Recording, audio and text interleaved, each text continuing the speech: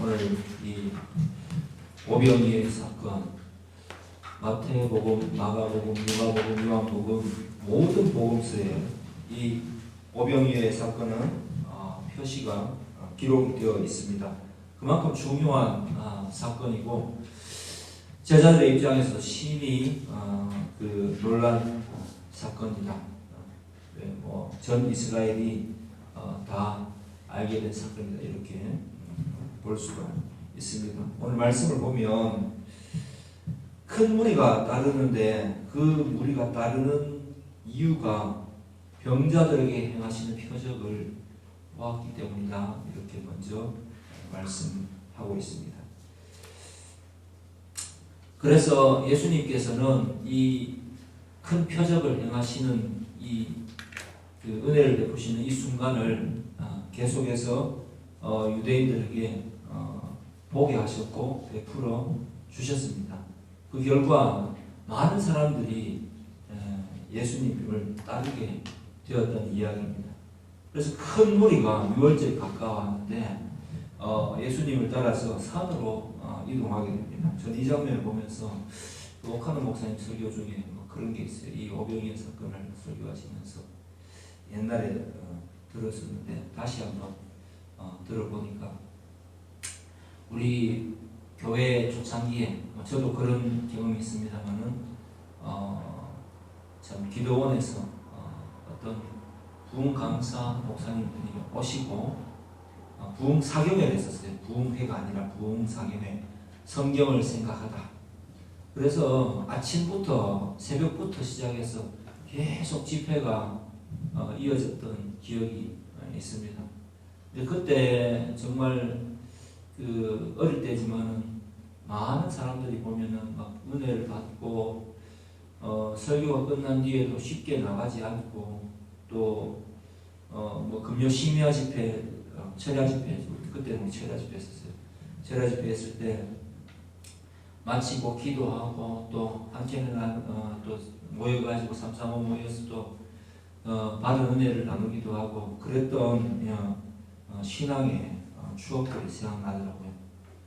하나님의 역사가 그만큼 또 뜨겁게 나타났었고 그때는 참 어려웠던 시기였는데 사람들이 또 순전한 마음으로 이 말씀을 받았고 기도뿐만 아니라 우리 교회 안에서도 집회할 때 그 지역 자체가 크게 잘 사는 지역은 아니어서 오히려 더 간절한 마음으로 하나님 은혜를 또 사모하는 그런 일이 있었던 것 같습니다. 그래서 이 유대인들의 상황도 그와 같지 않았나 합니다. 왜냐하면 이 당시는 로마인의 그 정복 아래 치하에 로마의 치하에 있었고 분봉왕 헤롯이 다스렸으며 이 백성에게서의 유일한 희망은 메시아가 오는 것밖에 없었습니다. 경제적으로 크게 부유했는지 가난했는지 그건 모르겠지만 어쨌든 남의 나라에 치하에 있다는 것은 그다지 넉넉하지는 않았다. 그리고 제약이 많았다라고 충분히 역사가 증거하고 있습니다. 그 사람들에게 예수님께서 참 하나님이신 예수님께서 오셔서 이적을 베풀어 주셨습니다. 표적을 보여주셨습니다. 비로소 너희에게 약속했던 메시아가 왔다라고 표적을 베풀어 주셨으니까 사람들이 얼마나 예수님을 따르기를 희망하고 소망하고 그죠? 그리고 얼마나 또 예수님에게 함께 있는 동안으로도 위로를 받았겠습니까? 그래서 칠병이어 사건이 있습니다. 이 사건 이후에 마태복음을 보면 사람들이 사흘 밤낮을 이 예수님을 쫓아서 이동하게 되는 사건을 볼 수 있습니다. 그때 예수님의 마음이 요한복음과는 다르게 또 좀 깊이 있게 표현되고 있습니다. 어떤 마음이셨는지 우리가 마태복음 15장 32절 한번 가보겠습니다. 마태복음 15장 32절 한번 제가 읽어드리겠습니다. 예수께서 제자들을 불러 이르시되 내가 무리를 불쌍히 여기노라. 그들이 나와 함께 있은지 이미 사흘임에 먹을 것이 없도다. 길에서 기진할까 하여 굶겨 보내지 못하겠노라. 아멘. 예. 예수님의 마음은 이런 마음입니다. 이미 여기서도 본문에 기록되어 있듯이 빌립을 시험하고자 하시면서 이 사람들에게 불쌍한 마음, 자기를 따르는 사람들에게 은혜를 베풀고자 하십니다. 그리고 당신의 메시아이심을 또 이렇게 사람들에게 밝히 드러내시고자 하십니다. 그래서 제자들을 이 은혜의 현장에 참여시키고 동시에 사람들에게는 떡과 보리떡 5개와 물고기 2마리로 그들의 배를 채워 주시기로 하십니다. 예수님의 이러한 마음, 우리를 불쌍히 여기는 마음, 유대인들을 불쌍히 여기는 마음은 과연 이 유대인들에게 제대로 전달이 됐을까요? 예, 전달이 안 되었던 걸로 보입니다. 이게 바로 본문에서 드러나는 인간의 마음입니다. 왜냐하면 오늘 본문에 보면은 그들이 원대로 먹었다고 되어 있어요. 그들이 원하는 대로 충분히 먹었다. 이렇게 그죠? 되어 있습니다. 6장 11절 후반에 보면은 물고기도 그렇게 그들의 원대로 주시니라. 그러니까 마음껏 먹었다는 얘기입니다. 물론 이 음식 자체는 굉장히 보잘것없는 하층민의 음식이었습니다. 이 당시에 보리떡이나 물고기라고 할 때는 이제 갈릴리 바다에서, 갈릴리 호수에서 세 종류의 거의 대표적인 물고기가 나오는데 그냥 거의 작은 멸치 정도 되는 그런 물고기를 염장해서 절여서 소위 말해서 멸치 젓갈 비슷한 느낌이라고 보셔도 될 것 같아요. 어쨌든 그렇게 염장을 해서 빵에 넣어서 보리빵에 넣어서 먹었던 그런 종류의 음식이었습니다. 근데 어쨌든 이 물고기와 이 떡을 그들의 원대로 주시는 모습을 볼 수 있습니다. 그래서 사람들은 예수님을 따르면서 병 고쳤죠. 그리고 먹을 것이 해결되는 놀라운 경험을 하게 됩니다. 그리고 그 모든 먹었던 고기를 떡과 물고기를 남은 것을 버리지 않고 다 거두라고 명령하셨고 12강줄이나 남았습니다. 12바구니에 꽉 찼다고 되어 있습니다. 그래서 사람들은 이 표적을 보고 말합니다. 이분이 바로 성경에서 말하는 그 선지자가 아니냐 이렇게 말들을 하기 시작합니다.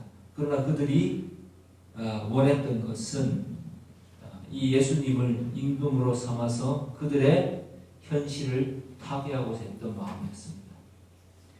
이게 바로 이 사람들이 생각하는 바가 예수님이 생각하는 바와는 다르다는 것을 보여주고 15절에 보면은 그러므로 예수께서 그들이 와서 자기를 억지로 붙들어 임금으로 삼으려 하신 줄 아시고 다시 혼자 산으로 떠나가셨다라고 기록이 되어 있습니다.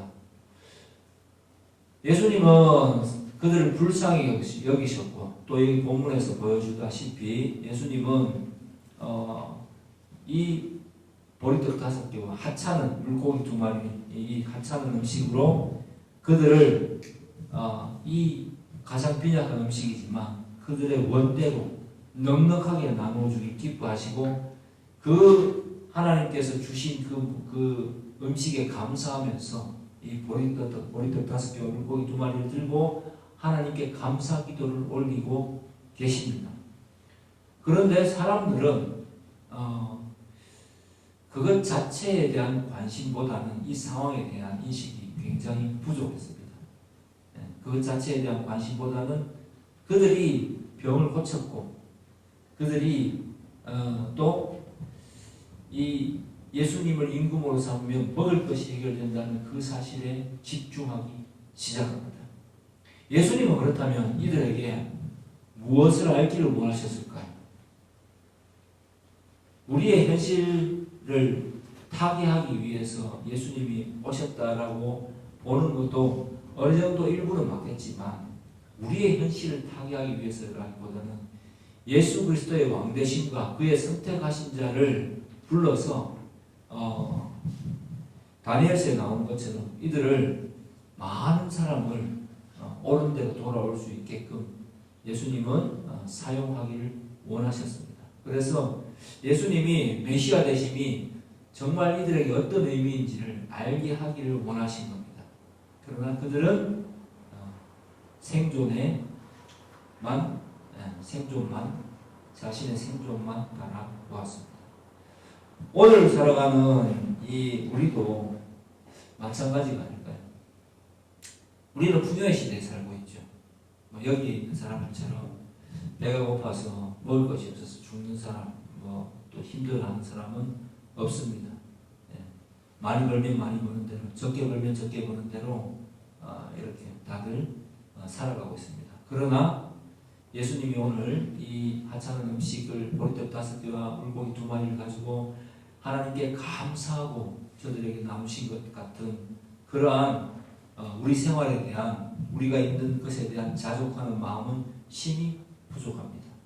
우리는 이 현실에서 어떻게든 좀 더 나아보고자, 좀 더 괜찮은 삶을 살아가고자 노력합니다. 그것이 잘못됐다라고 말하기는 어렵습니다. 그러나 그것의 크기가 얼마만큼인가에 따라서 잘잘못이 가려질 것 같습니다. 무슨 이야기냐면은 나에게 주어진 그 인생의 시간은 정해져 있지 않습니까? 한정적인. 그런데 내가 주어진 것 이상으로 뭔가 더 욕심을 부린 적은 없는지 돌아봐야 된다는 이야기를 여러분에게 하고 있는 것입니다. 내 인생이 한정적일 때 내가 뭔가 내 인생에 대해서 불만을 가지고 감사하지 않고, 주어진 인생에 감사하지 않고 더 큰 것을 바라고 너무 도달하지 못할 것을 바라보다가 내 인생이 뭔가 꿈만 품다가, 요즘 말로 이야기하자면 비전만 가지고 있다가 이루지 못할 꿈 때문에 현실이 항상 괴롭고 그렇게만 살아간다면 우리의 인생이 얼마나 불쌍하겠습니까? 그리고 내 현실에 대해서 계속 불만족스럽겠죠. 대출이 있고 또 넉넉지 못한 현실이라는 것 때문에 항상 마음이 어둡고, 내가 조금만 더 있으면, 조금만 더, 좀 얼마인지는 모르겠지만 조금만 더 가지면 훨씬 행복할 텐데 라는 생각, 누가 있었으면 행복할 텐데, 뭘 하면 더 좋아질 텐데 라는 생각 때문에 우리의 마음은 자족하는 마음이 없을 때가 너무도 많은 것 같습니다. 그러나 예수님께서 우리에게 오신 것은 우리를 부욕해 하기 위해 오신 것은 맞는데, 우리가 생각하는 부요함과는 조금 거리가 있습니다. 우리의 현실을 직시하게 하시고, 이 현실 속에서 예수님의 손을 꼭 붙들고, 우리가 예수를 증거하는 마음으로 이 땅을 살아간다면, 이 땅에서 내 현실 속에서 참된 평화를 누릴 수 있다라고 예수님은 우리에게 말씀하시고 싶은 겁니다. 예수님 안에 있으면 우리의 삶이, 우리의 비전이, 꿈도 희망도 정말 재평가 될 수 있고, 우리가 예수님 안에서 예수를 증거하고 내 삶을 통해서 증거하고 또 타인에게 나눠주고 또 그 복을 누리게 하려는 마음으로 전도하는 그러한 삶을 살아간다면 진짜 우리의 현실이 만족스러울 텐데 라고 예수님은 우리에게 오늘 본문을 통해서 말씀하시고 있는 것 같습니다. 근데 여러분은 지금 현재의 삶에 만족하십니까? 저도 오늘 이 본문을 설교하기 위해서 보면서 그래도 참 감사하다라는 마음을 많이 가지게 되었습니다. 작년보다 더 못하고, 또 항상 인간을 보면은 제일 나았던 때를 기준으로 해서 자기의 삶을 자꾸 평가하는 경향이 있습니다. 그러나 삶이 어떻게 변해갈지는 사실 아무도 모릅니다. 오카노 목사님 설교 중에 달동네에 가보면 어떤 그 교회 다니는 분이 있겠죠. 한 분이 정말 남편이 사업을 하고 넉넉하게 돈 걱정을 하고 살고 있었는데 남편이 이제 죽으면서 물려준 유산을 가지고 자식들이 그것을 빼앗기 위해서 계속 옵니다.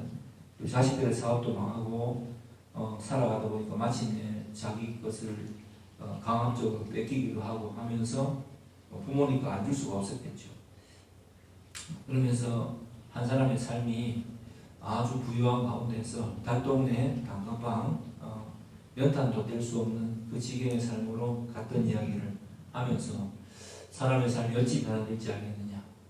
하지만 우리가 예수 그리스도를 믿는다면 이러한 세상의 욕심으로부터 조금은 탈피할 수 있는 그런 귀한 계기가 될 수 있다라고 예를 드는 것을 들으면서 참 맞는 말씀이다라는 생각을 했습니다. 저는 그리고 이 설교를 준비하면서 그런 생각을 해봤어요.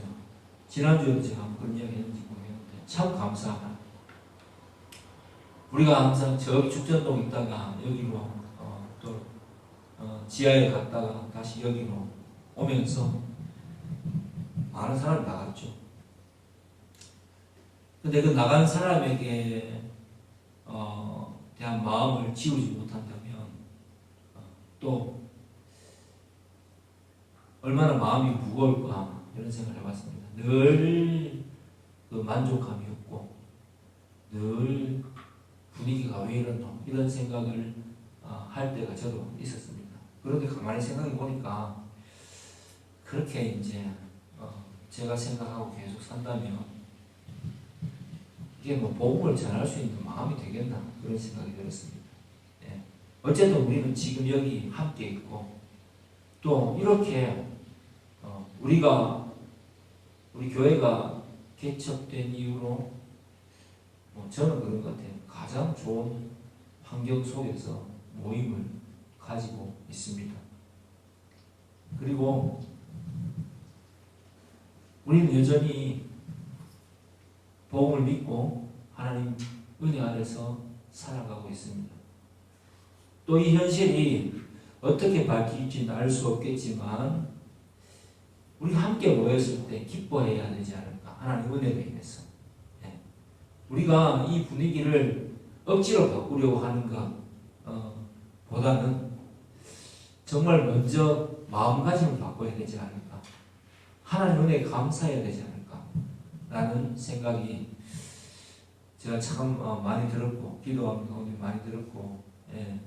아침에 또 시합에 출근해서도 감사하게 감사한 기도를 드리고요.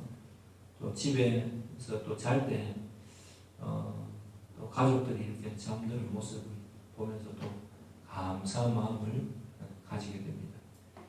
많이 벌어도 감사하고 좀 못 벌어도 감사해야 되죠.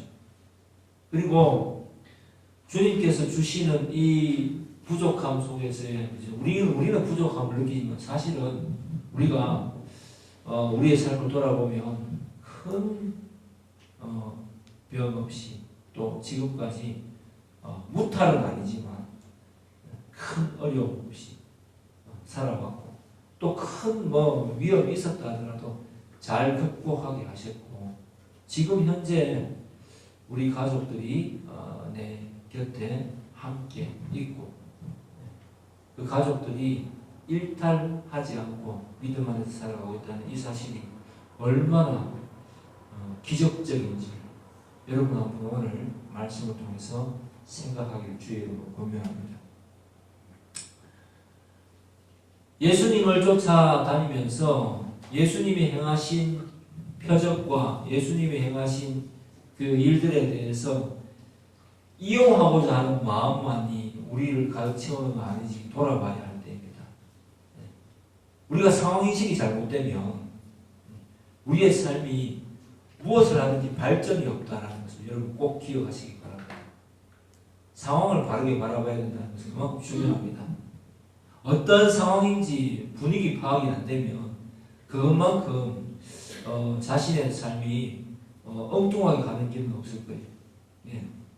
모두가 다 어떤 우리가 회사를 다니든 학교에 있든지 간에 우리가 지향해야 될 방향이라는 게 있지 않습니까? 그리고 그 방향을 향해서 나아가면서 함께 나아가면서 내가 지금 현재 어떤 포지션에 있는지를 기억해야 될 것이고, 그렇다면 거기에 합당한 내가 취해야 될 목적의식은 무엇인지, 이런 것에 대한 기본적인 이해가 없다면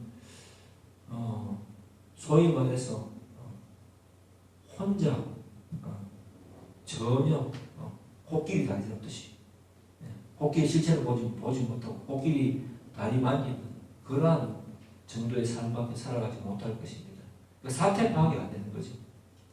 그래서 우리 인생이 어디쯤 있는지 확인도 안 되고, 그리고 내 머릿속에 있는 이 목표가 공동체가 가진 목표와 다르다 보니 내 인생이 항상 힘들고, 내 얼굴은 항상 어둡고, 내 마음은 항상 무겁고, 이런 삶을 살아가게 될 수밖에 없을 것입니다.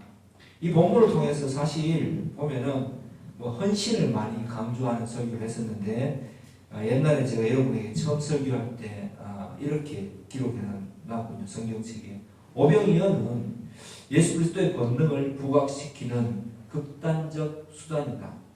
왜? 헌신이 너무 보잘것없기 때문입니다.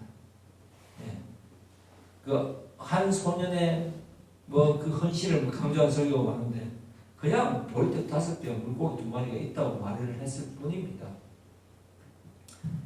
그 헌신이 너무 보잘것없지만 그 헌신에 대해서 하나님의 일하심을 극명하게 부각시키는 행위라는 측면에서 그 헌신이 의미가 있을 뿐입니다. 왜? 그러니까 우리가 예수 그리스도를 기뻐하며 살아간다는 것은 사실 그렇게 안 살면 어떡할 텐데 라는 생각 정도를 저는 해봅니다. 소년이 자기에게 가지고 있던 물고기 2마리와 떡 5개는 정말 최하의 음식이었어요. 우리가 예수님을 기뻐하고 예수 그리스도께 감사하는 마음으로 나아가는 것도 어떻게 보면 참 너무도 별것 아닌 당연히 그러해야 되지 않는가라는 정도의 마음일 수밖에 없습니다. 왜냐하면 우리가 잘 믿고 싶어서 믿은 것도 아니고 오직 하나님의 은혜로 예수 그리스도를 알게 되었고, 그죠? 예수님을 안에서 구원을 받았고 예수 그리스도를 믿게 되었습니다. 그런데 그렇게 해서 우리는 예수님 덕분에 지금 이렇게 마음에 평화를 누리고 살아가고 있습니다. 여러분 마음 평화가 없습니까? 그렇다면 오늘 말씀을 통해서 예수님의 큰 뜻을 발견하고 그 속에서 위로를 받고 평화를 누리시기를 주의 이름으로 축복합니다. 현재 우리가 살아가고 있는 이 상태는 사실 굉장히 좋은 상태입니다. 각자에게 있어서. 왜? 우리 예수를 믿고 있다. 병원집 하고 있지만 그 병원과 집에서 출근하고 퇴근하는 속에서 하나님이 늘 함께 하십니다. 우리가 또 학교와 여러 가지 일들을 해 나가고 있지만 그 속에서 하나님이 늘 함께 하십니다. 우리가 우리의 욕심으로 하나님의 은혜를 발견하지 못할 뿐인 거지 하나님 우리와 늘 함께 하신다는 사실을 기억하시기 바랍니다. 그리고 우리는 그 속에서 하나님께 감사한 마음이 들 때 작은 헌신을 하게 됩니다. 그 헌신은 생각보다 작은 것이라서 보잘것이 없어서 참 헌신이라고 부르기에도 못하겠지만은 하나님은 그 헌신을 사용하셔서 우리의 삶을 부요하게 하시고 우리의 생각을 바꾸어 놓으시고 우리의 삶 가운데에 평안함을 주신다는 것을 우리는 꼭 기억할 필요가 있습니다. 그래서 그렇다면 나의 가치는 어떤 때 발견할 수 있느냐? 예수 그리스도 안에서만 발견될 수 있습니다. 왜냐하면 우리가 예수를 믿지 않는 가운데 내가 뭔가 거창한 일을 한다고 하지만 어떤 사람이 볼 때는 누가 해달라고 했나라는 마음으로 비춰질 수도 있고 어떤 사람이 받아들일 때는 그건 누구나 한 일인데라고 받아줄 수 있겠지만 다 가족이 행복하기 위해서 사는 거 아닌가? 다 가족이 잘 지내기 위해서 하는 거 아닌가? 다 지 삶을 잘 살기 위해서 남한테 잘하려고 하는 거 아닌가, 나는 의도 정도로 비춰줄 수 있겠지만은 예수 안에 있을 때는 똑같은 행위를 했지만 예수님께서는 그 우리의 작은 표현과 헌신을 통해서 그 영광 받기를 기뻐하십니다.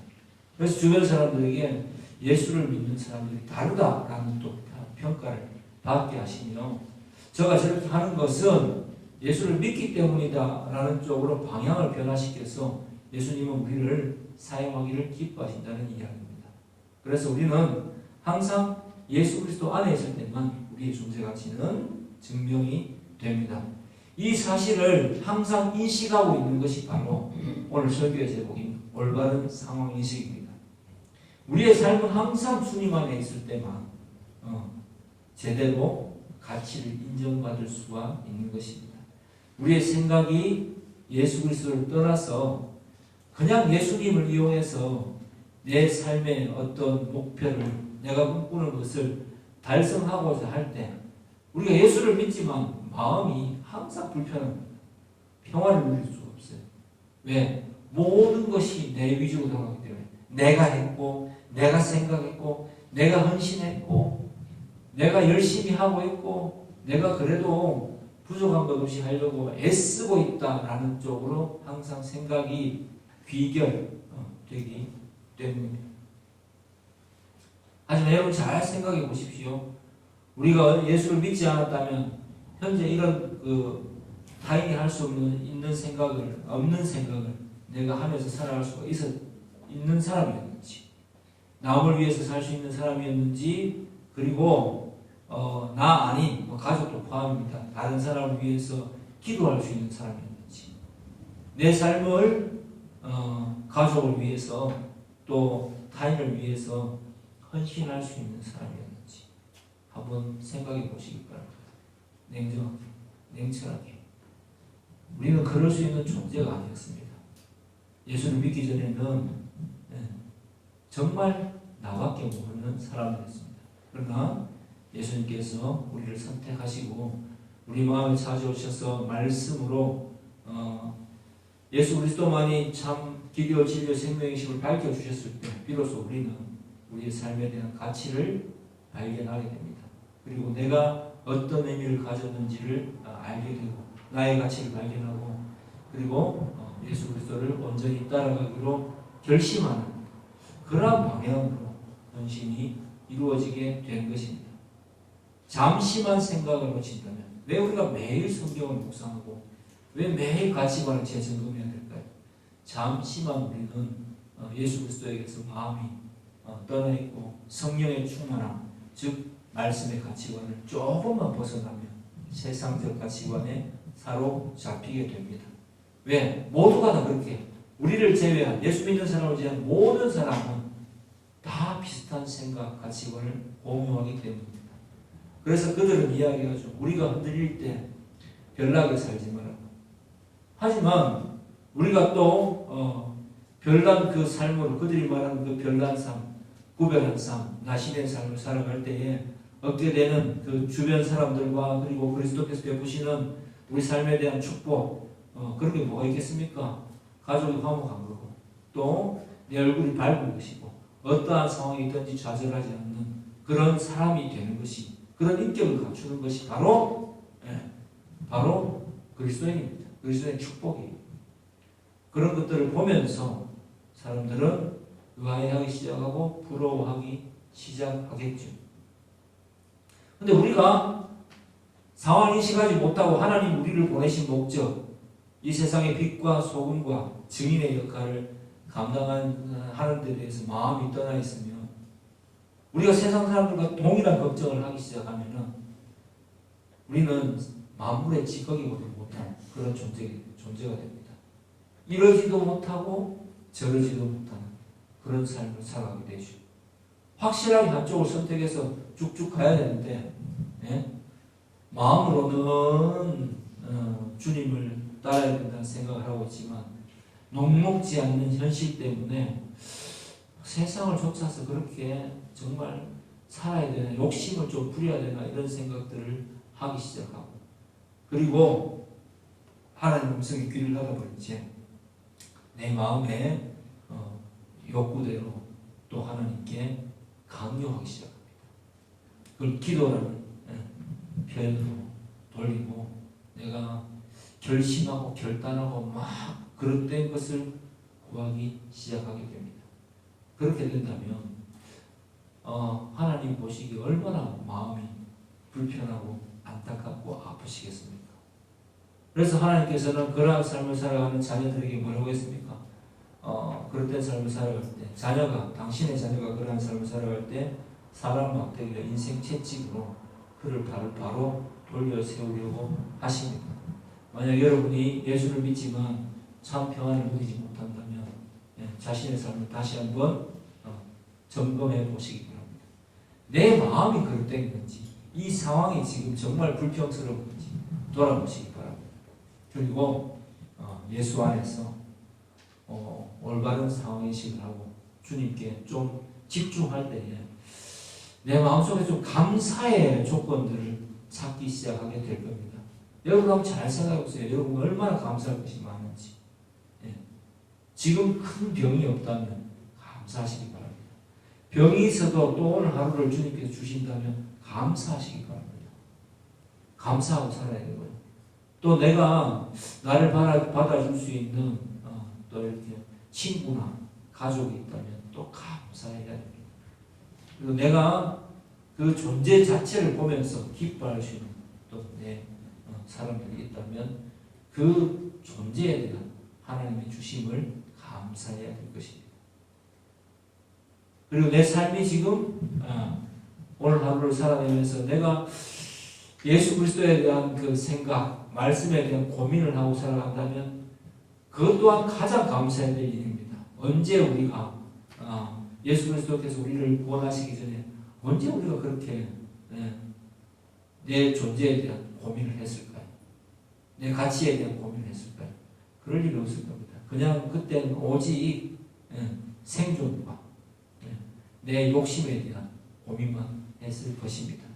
그래서 감사의 요건들을 내 삶 속에서 찾고 내 삶이 예수 믿는다면 여러분 이미 복 받은 것입니다. 그런데 현대가 너무 풍요하다 보니까 현실 속에서 밥 세 끼 먹는 것에 대한 감사가 없다고 그 옥한 목사님 설교하실 때 그러더라고요. 참 저도 모르게 아멘 했습니다. 참 원초적인 설교이지만 정말 아멘이 되더라고요. 우리가 한 20년, 한 3, 40년 전에만 만약에 태어났다면 우리는 하루를 먹는 그 하루에 밥 한 끼 먹는 그죠? 짜장면 한 그릇 사 먹을 수 있다면 진짜 감사했을 거예요. 근데 지금 우리는 너무 쉽게 그런 음식들을 먹으면서도 풍요 속에 빈곤을 체감하면서 살아가는 그런 어이없는 존재가 되고 말았습니다. 그러나 여러분 항상 생각하십시오.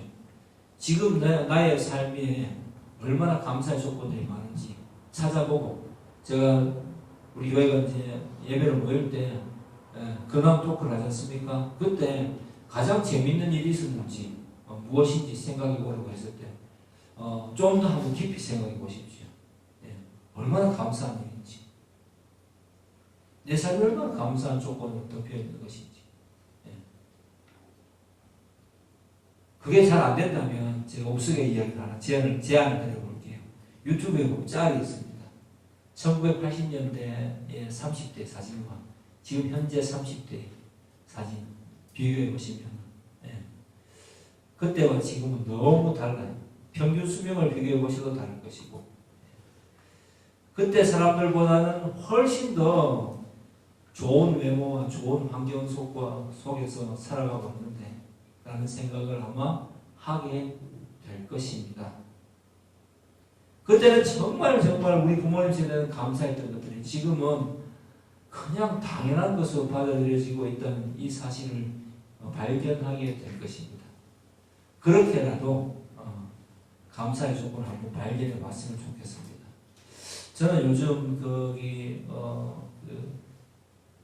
재밌는 그 역사적 동북아 정세 이런 데에서 유명한 교수라고 우즈베키스탄 사마르칸트 대학에서 고고학 강의하는 동국대 명예교수인 그분 강의를 자주 듣는데 우리 민족의 우리 그죠? 우리 민족의 어떤가 이런 거에 대해서 강의를 쭉 들으면서 그런 생각을 해봤습니다.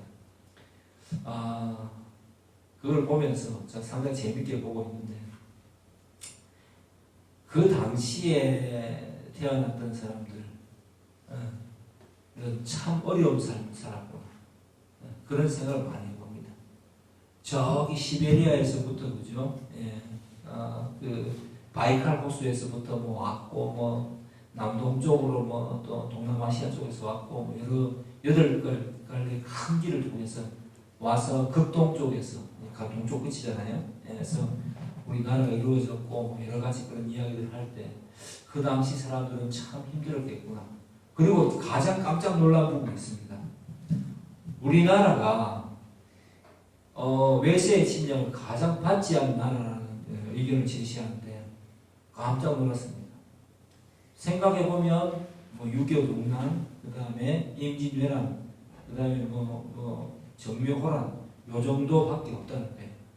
근데 중앙아시아 쪽으로 가면 거기에는 신장 위구르니 거기 우즈베키스탄 이런 데는 그냥 페르시아와 러시아와 중국과 이런 모든 그 나라들이 그냥 훑고 지나가고 그냥 전쟁이 끊이지 않는 그 비옥한 지역을 차지하기 위한 전쟁이 끊이지 않는 지역이었다.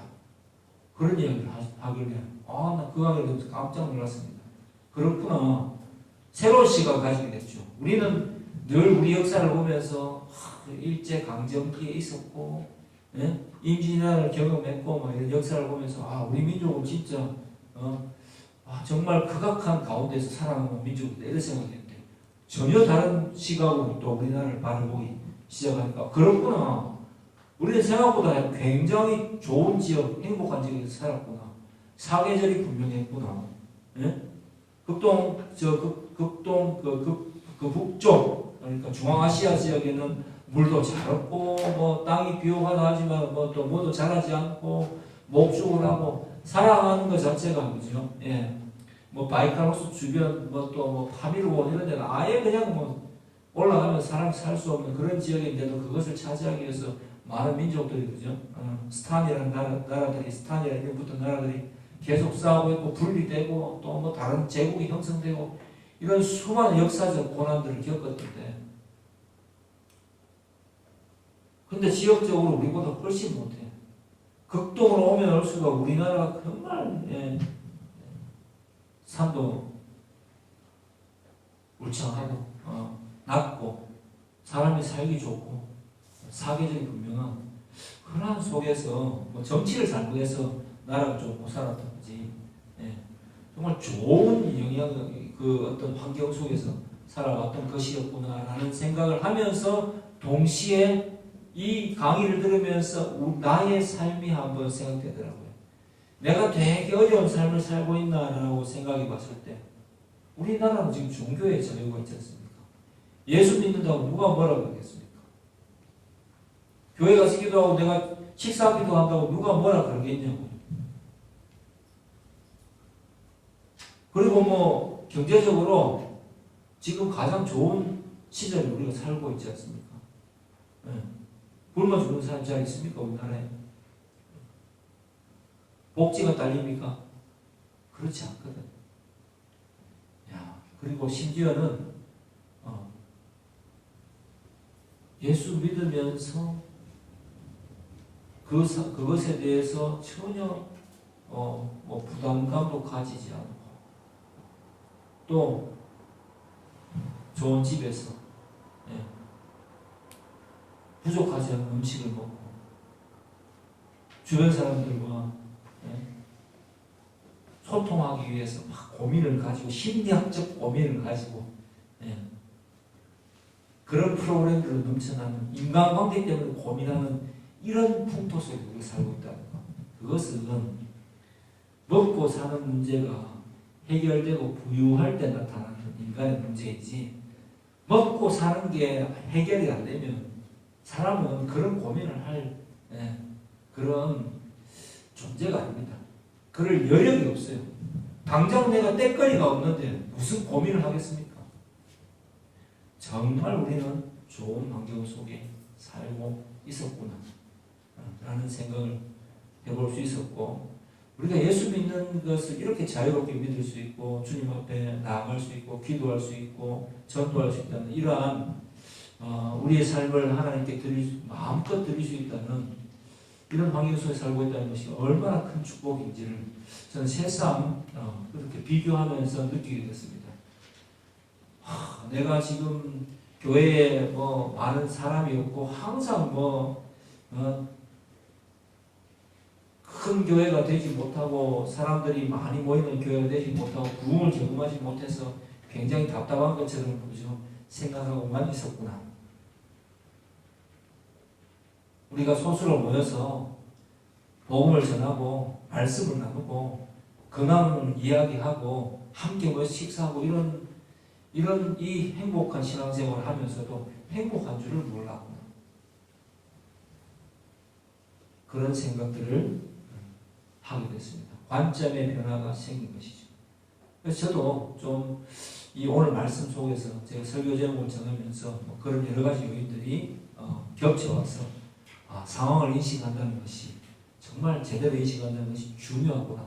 내가 지금 어디에 서 있는가, 말씀 안에서 어떤 삶을 살아가고 있는가를 내가 정말 큰 하나님의 그 뜻 안에서 보게 된다면 사실 감사한 일밖에 없겠구나 라고 생각이 되었습니다.